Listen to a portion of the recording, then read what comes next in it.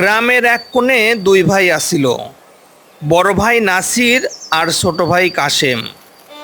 সংসারে অভাব এত বেশি যে দিনে দুই বেলা ভাত জুটত না তাদের। জমি জমা কিছু আসিল বটে, কিন্তু সেই বছর প্রচুর খরার কারণে ধান গম বন্যাও কিছু হইল না।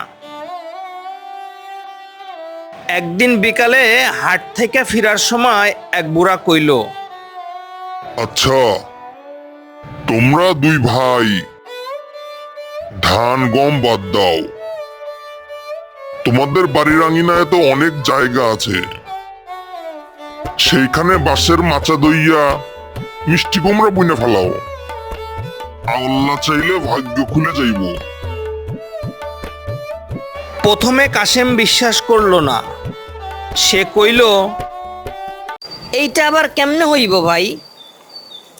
ধান গমই যখন কপালে নাই, মিষ্টি কুমড়া দিয়ে কি হইব?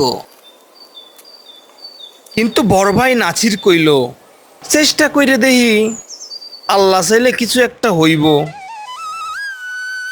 পরদিন সকালে উঠে দুই ভাইয়ের যে কথা সেই কাজ। তারা বাঁশ কাটলো, দড়ি দিয়া শক্ত করে মাচা বানাইলো, তারপর মাটি খুঁড়া বীজ বপন করলো। তারা প্রতিদিন পানি দিল, সার দিল, যত্ন করলো। কিছুদিনের মধ্যেই মাচা ভইরা সবুজ লতায় ফুল ফল ভরে গেল। আর কয়েক সপ্তাহ পরেই এক এক কইরা বড় বড় মিষ্টি কুমড়া ঝুলতে শুরু করলো।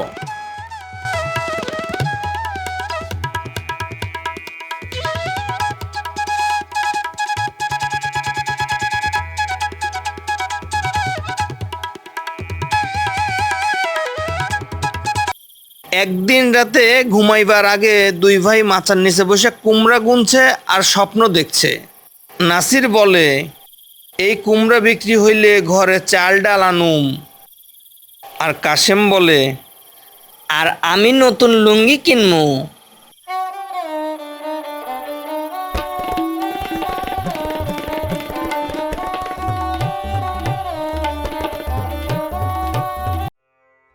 হাটের দিনে দুইটা কুমড়া লইয়া গেল তারা হাটে।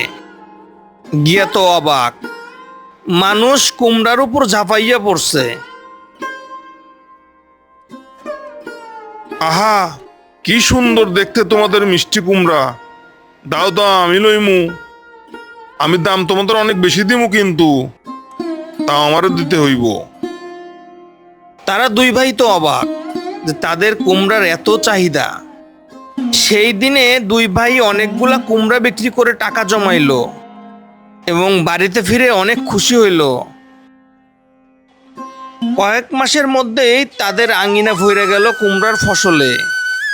এক একটা কুমড়া এত বড় হইল যে মাছা ভাঙ্গার উপক্রম হইল। গ্রামের মানুষজন তারা দুই ভাইকে দেখে মিষ্টি কুমড়া চাষ শুরু করলো। গ্রামবাসীরা বলে, নাসির ও কাশিমের দুই ভাইয়ের মতো যদি আমরাও মিষ্টি কুমড়া চাষ করতে পারতাম, তাহলে আমাদের কারোই আর অভাব থাকতো না। কিছুদিনের মধ্যেই গ্রামের অর্ধেক মানুষ মিষ্টি কুমড়া চাষ করা শুরু করলো এবং দুই ভাই গ্রামের গর্ব হয়ে উঠল। আমাদের গল্পটি যদি ভালো লাগে অবশ্যই লাইক করবেন, কমেন্ট করবেন, শেয়ার করবেন। আর সবাই ভালো থাকবেন। আল্লাহ হাফেজ।